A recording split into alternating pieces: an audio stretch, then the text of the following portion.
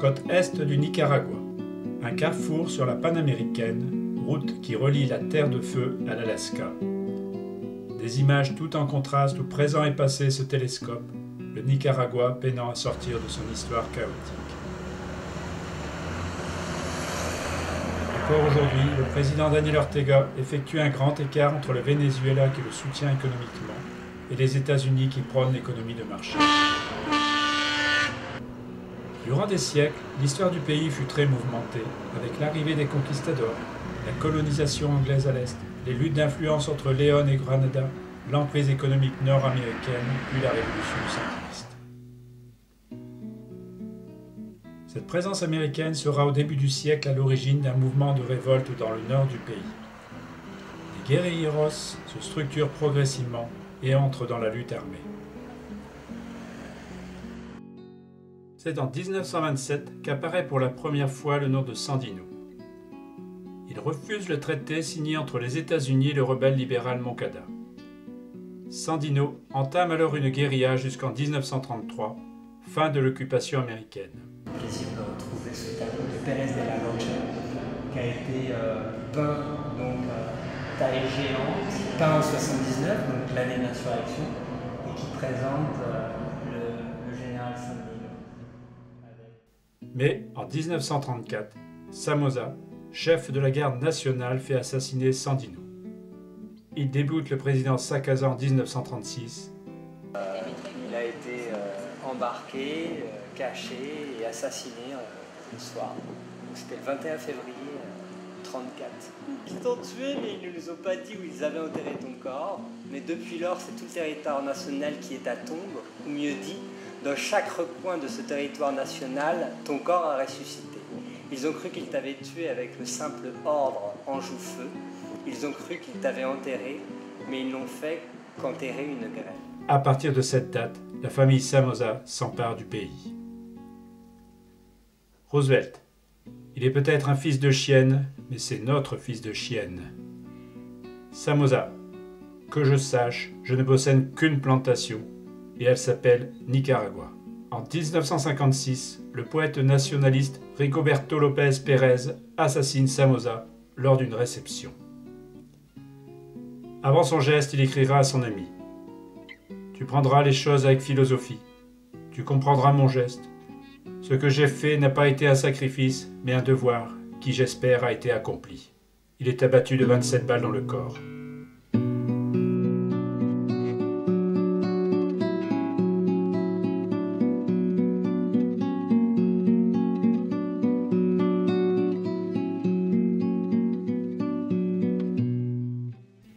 La répression sera impitoyable.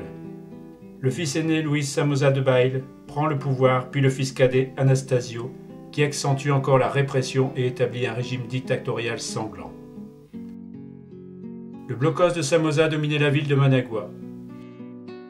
Sous le blocos, des salles de torture.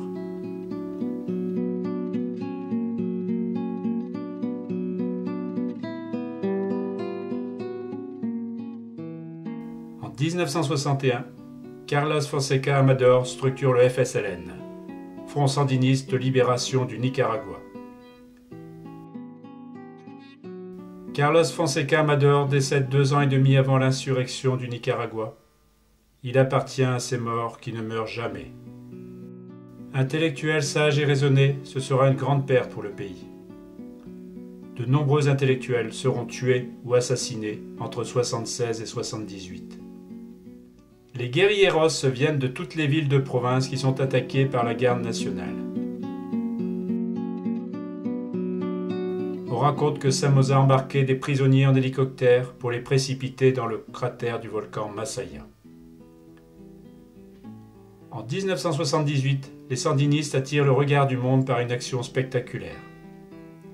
Les commandants Eden Pastora, Hugo Torres et Daria Maria Teresa, une jeune femme de 22 ans, numéro 3 des sandinistes, prennent en otage la famille Somoza dans le palais national. Face à la détermination du groupe d'action, le régime cède aux revendications. 1 an plus tard, le régime tombe. Sando de Bail s'exile, il sera assassiné en Uruguay par un groupe argentin de gauche. c'est désormais la statue de Sandino qui domine Managua, face au sinistre blocos de Samoza.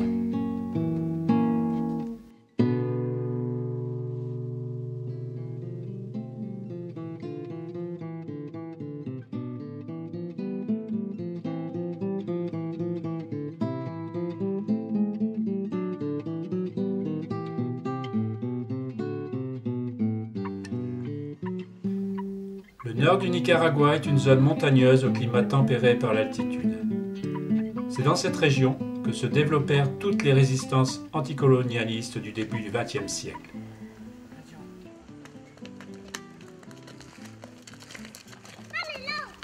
Les habitants restent attachés à leur environnement et il persiste une activité rurale traditionnelle. Le cheval reste d'ailleurs un moyen de locomotion sûr et quelques fermes écologiques ont droit de cité. Des activités économiques artisanales résistent au modernisme, l'industrie du tabac s'est même développée au cours des récentes décennies.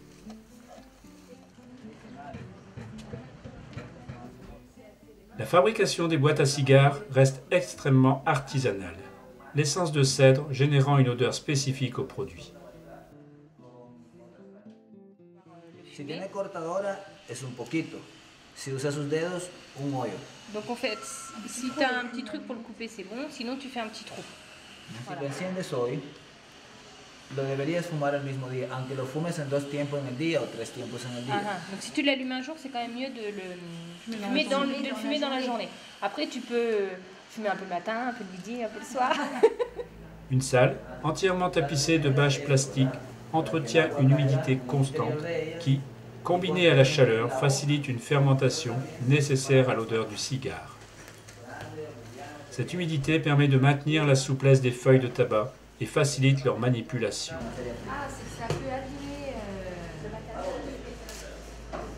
Les feuilles sont sélectionnées, une à une, comptées, pesées, préparées avant le passage à la fabrication proprement dite.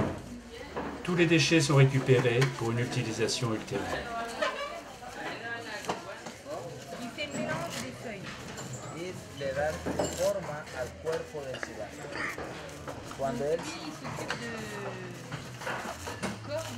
La formation des ouvriers demande une quinzaine de jours. Au terme de cette période, le candidat doit être capable de tenir un certain rythme pour conserver son emploi.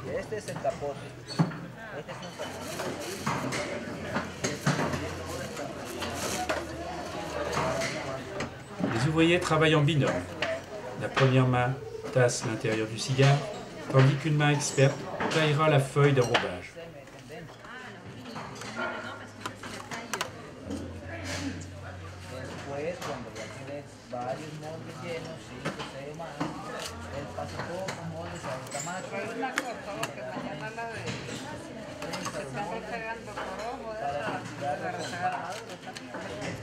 Le tabac nicaraguayen, par sa qualité, concurrence désormais les cigares cubains aux États-Unis. Cependant, l'exportation en direction de la Chine est en forte progression depuis quelques années. Cette entreprise est présentée comme une vitrine, avec respect d'un minimum social, 50 heures de travail par semaine, 15 jours de congé par an et $150 par mois. Qu'en est-il vraiment dans un pays où le chômage reste endémique?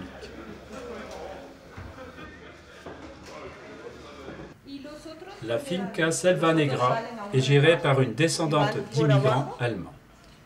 Au XIXe siècle, le Guatemala exportait de grandes quantités de café vers l'Europe et les Nicaraguayens se sont appuyés sur des Européens venus d'Allemagne pour concurrencer ce marché. La région d'Ocatal, au nord du pays, climat tempéré par l'altitude, est recouverte d'une forêt primaire ombragée et propice à la culture du café.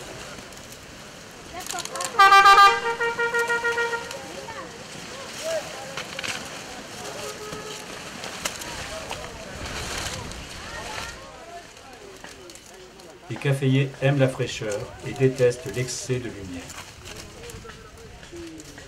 Le café récolté est conditionné en grains pour préserver son arôme. La récolte dure 4 mois. En fin de récolte, tous les grains sont cueillis. Mûrs ou verts, tout est enlevé pour éviter de compromettre la récolte suivante. les ouvriers sont payés entre 100 et 120 $ par mois et une prime pour les grains verts incite les ouvriers agricoles à une vigilance accrue en fin de saison. Les grains verts, acides, non comestibles, seront utilisés comme engrais de la plantation. La finca fonctionne en autarcie, panneaux solaires, lacs artificiels pour récupérer les eaux de pluie, déchets végétaux pour les engrais et même déjections humaines et animales pour actionner des turbines par l'intermédiaire des gaz méthane.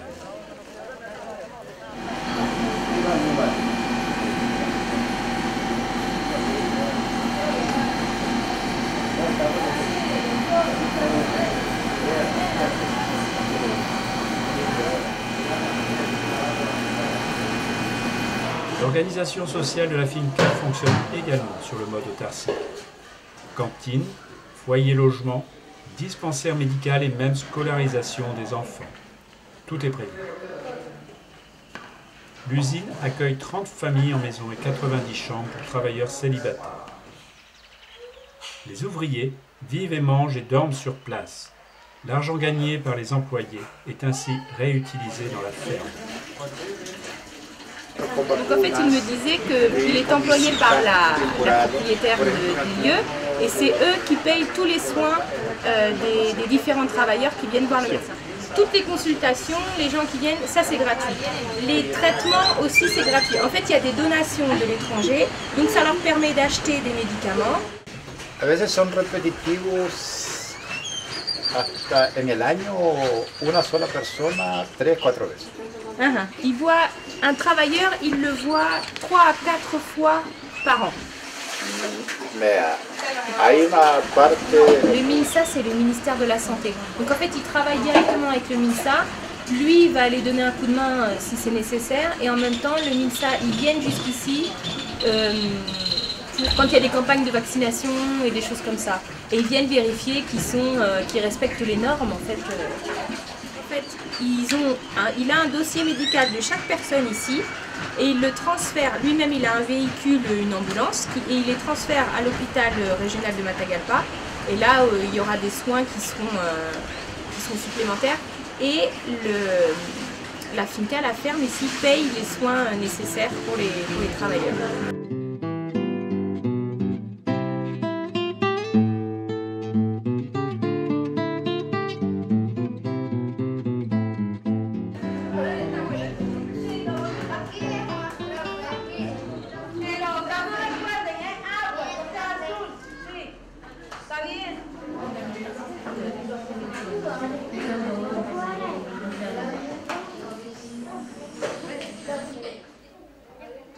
Cependant, ce système a ses propres limites.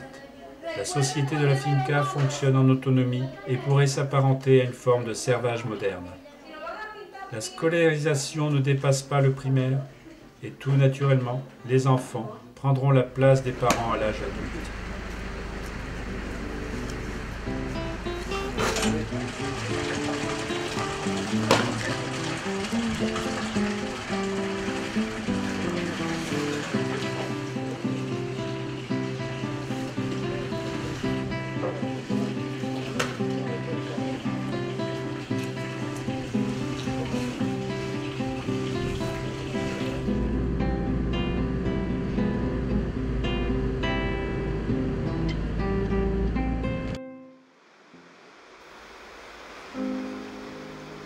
La légende raconte que les dieux créèrent le lac Nika avec le sang des amants Nagrando et Ometepelt. Une histoire d'amour impossible qui s'achève par la fin tragique du couple. Le corps de Nagranda devient alors l'île de Zapatera et la belle Ometepelt donne naissance à l'île d'Ometepe. De sa poitrine sortiront 2 volcans, Maderas et Concepcion. Une explication plus rationnelle mais moins poétique est avancée par les géologues. Les grands lacs se forment par effondrement des terrains adjacents aux volcans. Les sédiments sont aspirés par ceux-ci.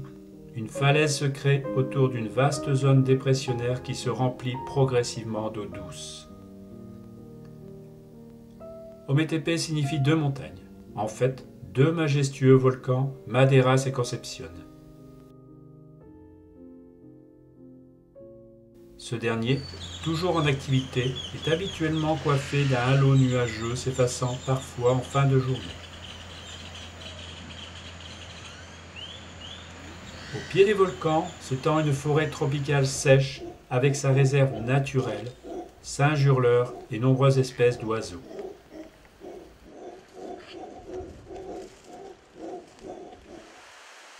Ometepe, baigné par les eaux parfois agitées du lac, a su préserver son charme désuet d'antan.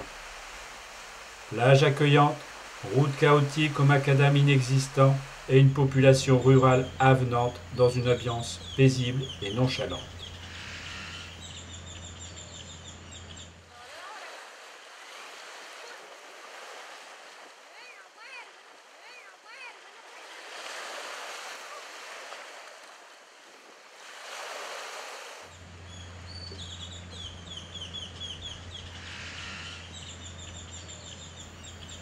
Durant des millénaires, le Nicaragua fut une zone de passage des populations venues d'Asie par l'Alaska et d'Océanie par l'Amérique du Sud. L'île est désormais un sanctuaire d'art rupestre. Au fil des promenades, il est possible de découvrir des pétroglyphes et des statues anthropomorphes datant de 3000 ans. Les Indiens Corotegas sont à l'origine de ces vestiges.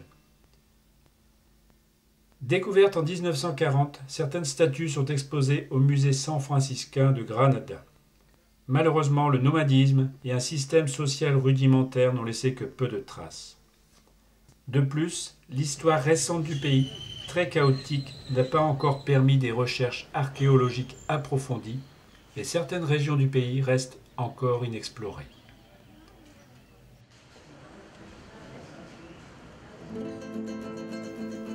C'est dans cette région que l'Amérique du Nord et l'Amérique du Sud se sont rejointes. La région des volcans, Los Maribios, fait partie de la ceinture de feu du Pacifique. Sur un axe nord-sud, parallèlement à l'océan Pacifique, sont disséminés pas moins de 29 volcans, dont 7 actifs. Cette zone géologique, une des plus actives au monde, résulte de la subduction de la plaque Coco sur la plaque Caraïbe. Le volcan Masaya est l'un d'entre eux. Entouré de vastes champs de lave, il se compose de 3 cratères contigus, un cratère actif, un autre éteint, et un dernier, plus ancien, occupé désormais par une superbe lagune. Des émanations de soufre parfois incommodantes pour les visiteurs se propagent à des kilomètres à la ronde. La végétation est pratiquement disparue sous les vents dominants. Des croyances ancestrales furent reprises par les Espagnols. Eux-mêmes effrayés, ils le nommèrent Boca del Infierno, la bouche de l'enfer. C'est dans ce cratère que les indigènes précipitaient de jeunes vierges pour apaiser la colère des dieux. Cette pratique fut malheureusement remise au goût du jour avec les prisonniers sandinistes lors de la dictature de la famille Somoza. Le Cerro Negro, le plus jeune, est aussi le plus actif d'entre eux. Il a grandi de 400 mètres depuis 1850, date de sa naissance. Il est entouré de nombreuses coulées de lave, témoin des éruptions volcaniques répétitives, la dernière datant de 1999. Au sein de ce paysage lunaire, l'activité est parfois présente et le simple piétinement permet le dégagement de fumerolles brûlantes. Le soufre affleure à de nombreux endroits, la prudence est de mise.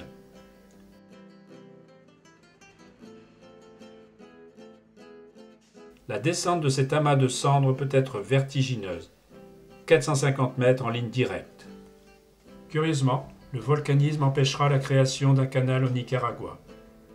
Un lobby américain envisageait le percement d'une liaison pacifique-atlantique à travers le pays. Les magnats américains et d'anciens actionnaires français préféraient reprendre le chantier du canal panaméen abandonné en 1880. Ces derniers mirent à profit l'émission d'un timbre représentant une éruption volcanique à proximité du lac Nicaragua. Ce timbre, largement diffusé aux politiques américains, les sensibilisera au danger du volcanisme et fit basculer la décision 3 jours avant le vote du Sénat. Panama fut choisi. Cette décision aura cependant pour effet de préserver un système écologique rare et fragile, Ometepe, les Grands Lacs, mais aussi la mangrove toute proche.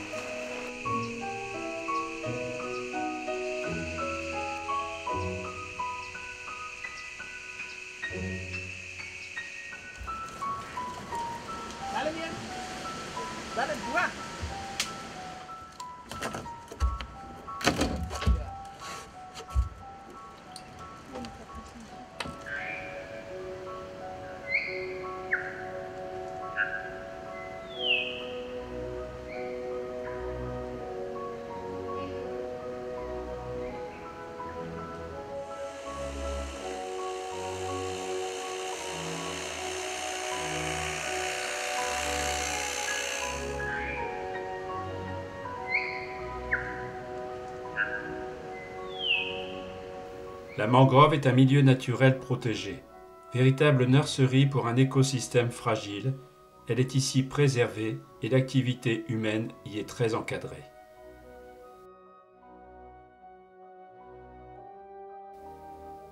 C'est par amour et attachement à cette nature que des artistes nicaraguayens, pêcheurs, paysans, artisans vont développer un mouvement artistique d'une grande fraîcheur. La peinture naïve sera révélée par Ernesto Cardenal dans les années 60. Dans les années 80, après son accession au ministère de la Culture, il favorisera son épanouissement.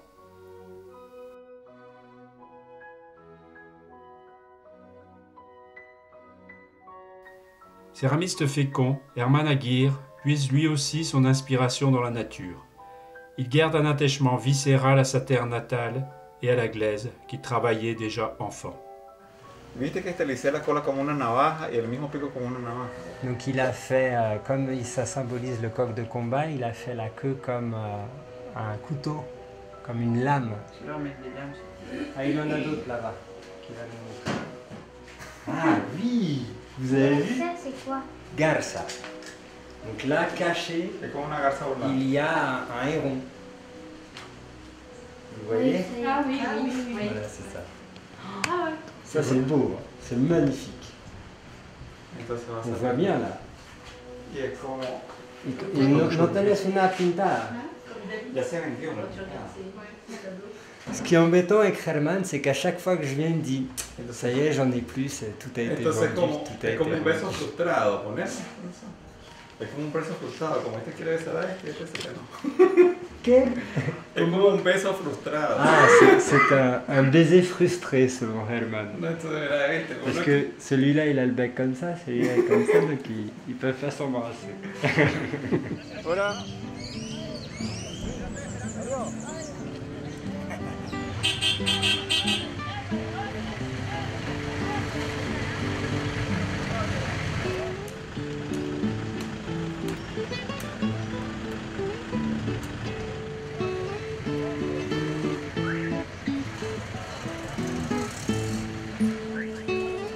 Tortilla, more, tortillas.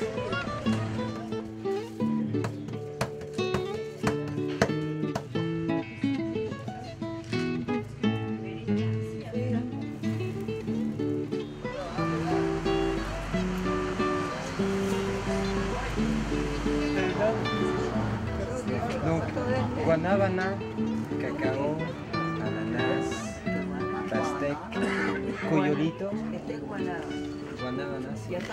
Le pays aura connu la décolonisation, des années de dictature sanglante, la corruption d'hommes politiques, un embargo américain, sans oublier les catastrophes naturelles récentes, tremblements de terre, éruptions volcaniques, ouragans.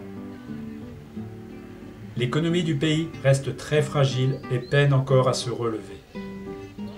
Cependant, l'ouverture se dessine avec un tourisme raisonné et des activités traditionnelles se relancer. La population reprend espoir et garde un accueil chaleureux pour ses visiteurs. Le Nicaragua s'éveille lentement.